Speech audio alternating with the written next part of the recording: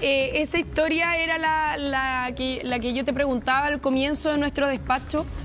Esa misma historia. Mira, yo preferiría que me la contaras ahora. ¿Me lanzo o no me lanzo? ¿Cuento o no cuento? Por favor. Ya, te la cuento. Por favor, porque además Mira, yo encuentro que fuimos es en la un mañana... ejemplo bien lindo y emotivo, además, en medio de todo esto. No, además a uno por lo general cuando escucha que hay personas que las tratan o las tildan de héroes o de actitud heroica, uno entiende que les da pudor, que no les gusta, pero en este caso lo pudimos ver, lo constatamos, no sé si tienen los videos ahí, pero fue una situación terrible y esto se podría haber transformado en una tragedia infinitamente peor a la que estamos viviendo, porque aquí hay, por supuesto, pérdidas humanas que lamentar, pero estos bomberos salvaron a las 2 guaguitas de 2 años, después subieron, salvaron a 200 personas y después de eso a 30 más que estaban literalmente rodeadas por el fuego. Esto ocurre en Geo Chile. Mira, para que se hagan una idea, me están viendo como primero está el cerro, que es la Huasca. Espérate un Geo poquito, Chile, que estamos viendo arriba. el video.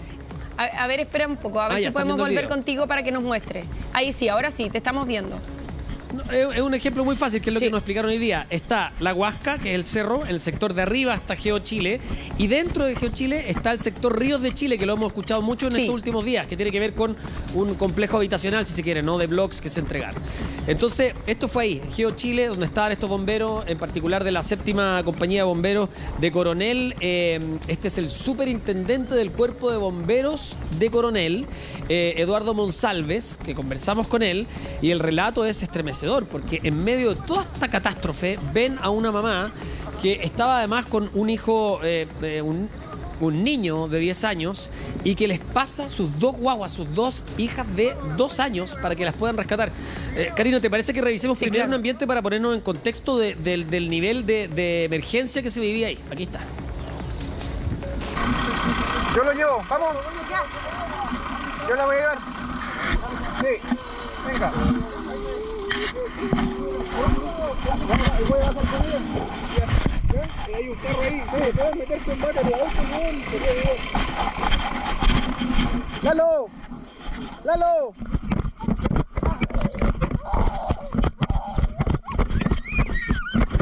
Vamos, Gajuen, chiquillo, Gajuen. Chiquillo. Vamos, vamos, vamos. Bueno, ahí está. Ese era el ambiente que se vivía. Es difícil de describir. Es como la palabra inenarrable, porque uno trata de explicarlo, pero claro, no cuenta con todas las características del lugar. A mí, Eduardo Monsalves me decía que sentía que se quemaba, que el calor era insoportable, que el fuego los estaba abrazando, que era muy violento. Solo para darte un ejemplo, en algún momento me dijo, no sirve de nada, el combate contra las llamas no íbamos a ganar nunca. O sea, abres la manguera, un carro bomba y se evapora antes de llegar al fuego. Es imposible, decía. Entonces, lo que sí había que hacer era tratar de recurrir a todas las herramientas que tuvieran a mano para rescatar a las personas que estaban ahí. En ese sentido nos cuenta que llega esta mamá del lugar. Claro, les pasa las 2 guaguitas, una cada uno, dice, una yo, una compañero, las envolvemos y se van caminando, o sea, avanzan donde pueden con un carro pequeño, y luego de eso tienen que bajar corriendo. Dice, cuando llegamos abajo, en algún momento vimos hacia atrás y vimos que iba la mamá todavía con su hijo mayor, que tiene 10 años, ¿ya? Y después dice, cuando llegamos abajo, no la vimos, porque al parecer lo que supimos después es que esta mujer cae y ya prácticamente rindiéndose, y el hijo es el que le dice como, mamá, vamos, tienes que levantarte, no sé qué, y avanzan. Evidentemente esto es mucho más trágico de lo que estamos contando, ¿no?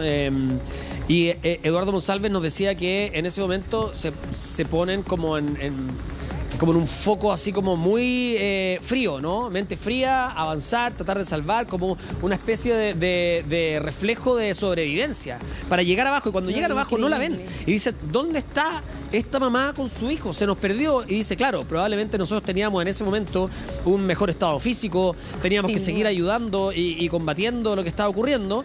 Y dice, bueno, no la pudimos esperar, por eso se genera esta historia de que la madre no se había reencontrado con su hija. No la pudimos encontrar porque lo que teníamos que hacer en ese momento, imagínate los pulmones de una guaguita de 2 años. O sea, teníamos que llevarla urgente a un hospital. Entonces llegan y se van nomás al hospital. Bajan al pueblo y tratan de llevarla lo más rápido posible. Y después se enteran que esta mujer está internada en el Hospital Regional de Concepción. Bueno, angustiante es poco. Afortunadamente sabemos que resultó con quemaduras en su cuerpo, cerca, dicen, del 30%, que es grave, Sí. por supuesto, pero está en la UCI, que es la unidad de control de cuidados intensivos, quirúrgico, pero está sin riesgo vital. Lo mismo que su hijo, que yo creo que si analizamos todo esto en su contexto, es un milagro, Karina. Es que aparte, ¿cómo no conmoverse con un caso como este? Porque uno piensa en una situación tan extrema, cuando lo revisamos, de verdad que el relato de todo lo que se vivió en ese minuto es escalofriante. Pero además, considerar que ella iba escapando con 3 niños.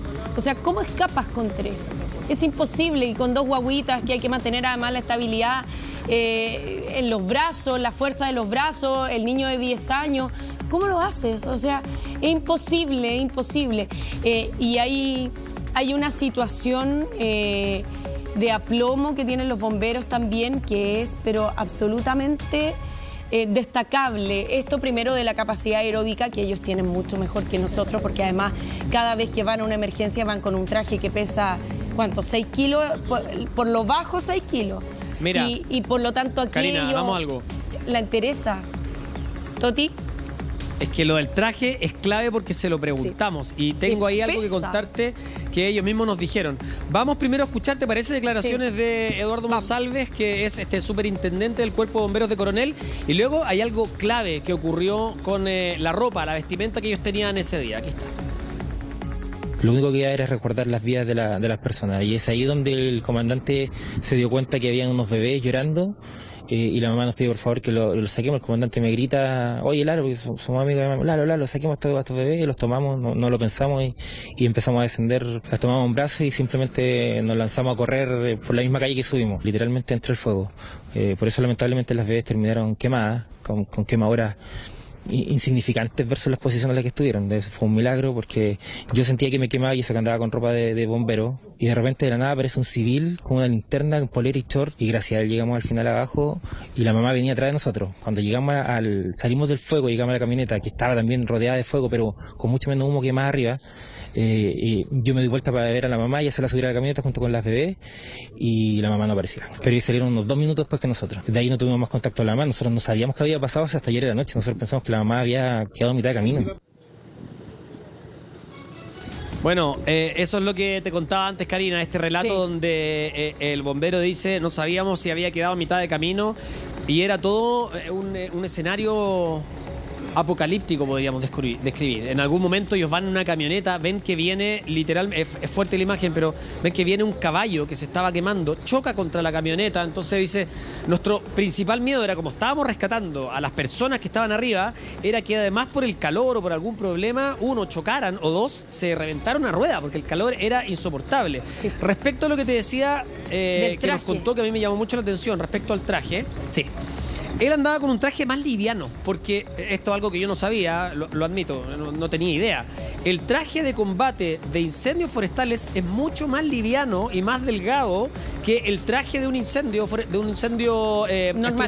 estructural. ¿Por qué? Porque él me dice, me dijo, mira, perdón, va saliendo corramos un poco, va saliendo el camión grande, así que...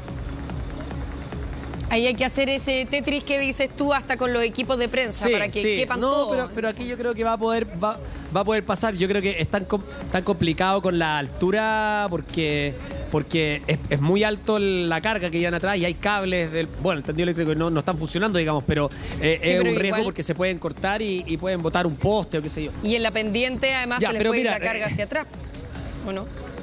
Exacto. Retomando lo que te decía, yo no sabía esto. Él me dice, cuando uno va a combatir un incendio forestal, uno no va con este ideario que uno tiene de meterse en el bosque contra las llamas y salir con la manguera. Eso no ocurre. Lo que nosotros hacemos es que hacemos un cortafuego. Claro. Entonces lo que hacemos es ralentizar la acción del fuego, tratar de evitar que avance, que se propague rápido. Por eso también...